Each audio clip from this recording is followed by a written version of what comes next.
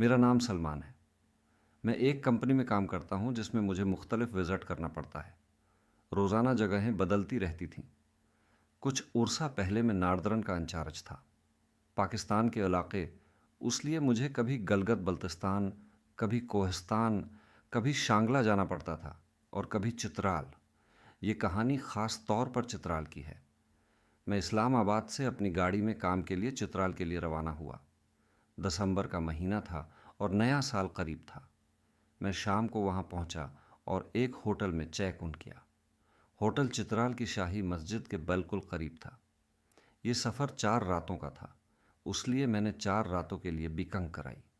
चूँकि दिसंबर का महीना था और चित्राल में उस वक्त सियाह नहीं आते, मैं होटल में आने वाला पहला मेहमान था। मैंने चेक इन किया और खाने पीने के लिए चित्राल के बाज़ार गया।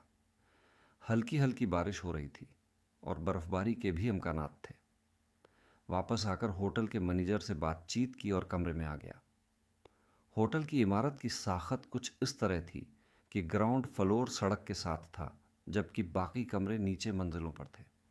सबसे निचली मंजिल एक बड़े ग्राउंड और संग एरिया पर थी। 2 घंटे बाद मुझे अपने साथ वाले कमरे से आवाज़ें सुनाई दें, जैसे कुछ और लोग आए थे। 3-4 लड़कों की आवाज़ें थीं।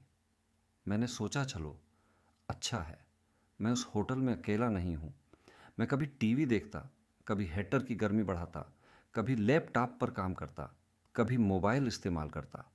रात 11 बजे पंखा ज़ोर से हिलने लगा, मेज़ पर पड़े शीशे हिलने लगे और कुर्सी ज़ोर से हिल गई। मैं फ़ौरन समझ गया कि यह ज़लज़ला था। मैं कमरे से हट गया, बाहर निकला, मगर गलती से एक मंजिल नीचे चला गया, फिर एक और मंजिल नीचे। मुकम्मल अंधेरा था। मैंने कुछ फासले पर सफ़ेद कपड़ों और शाल में एक शख्स को देखा जो दीवार को देख रहा था। मैंने कहा, ज़लज़ला, ऊपर चले।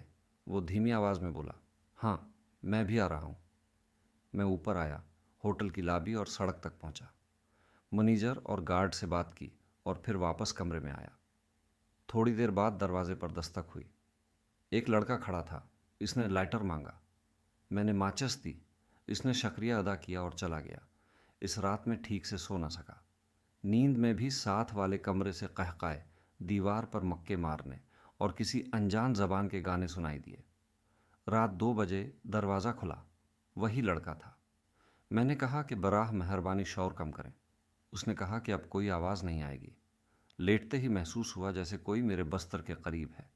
गर्म सांसें मेरे चेहरे से टकरा रही थीं। मैंने आंखें बंद किए रखें। फिर किसी ने मेरे पाँव से कंबल खींचना शुरू कर दिया। मेरी आंख खुल गई। कंबल आहिस्ता आहिस्ता गर रहा था।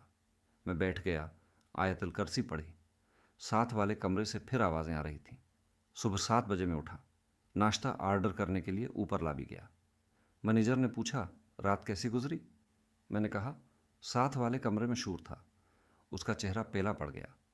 कहने लगा, सर, होटल में आपके अलावा कोई मेहमान नहीं है। मैं दंग रह गया। मैंने सफ़ेद कपड़ों वाले शख्स का भी जिक्र किया। मैनेजर ने कहा, कुल रात सिर्फ आप और चौकीदार थे। मैंने एक रात का बल दिया और होटल बदल लिया।